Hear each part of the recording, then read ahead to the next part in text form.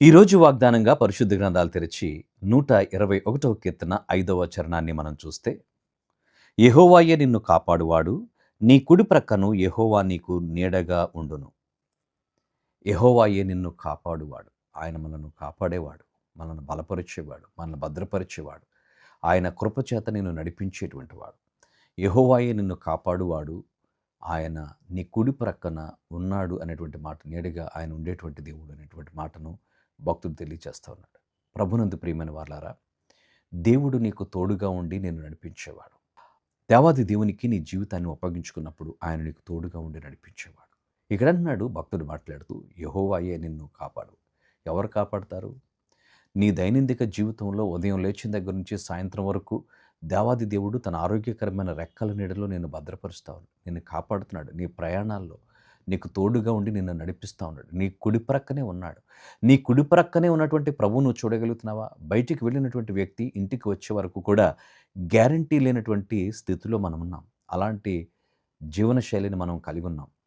అయ్యో అనేటువంటి పరిస్థితులు మనం చూస్తూ ఉన్నాం. అయితే ఇక్కడ దేవాది దేవుడు చెప్తున్నాడు, నీ కుడి ప్రక్కన నీకు నీడగా ఉండి, నీకు తోడుగా ఉండి, నిన్ను నడిపించే దేవుడుగా ఆయన ఉన్నాడు. ఎవరు నాకు లేరని నువ్వు వాపోతున్నావేమో, ప్రభు నీతో ఉన్నాడు. నువ్వు ఒంటరివి కావు.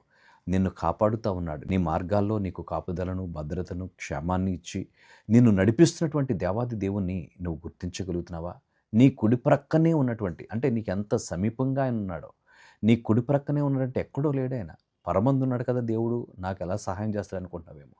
ఆయన నీ కుడి ప్రక్కనే ఉన్నాడు. నీ ప్రక్కన అంటే ఎంత దగ్గరగా ఉన్నాడో, ఎంత సమీపంగా ఉన్నాడో ఒకసారి ఆలోచన చేయి.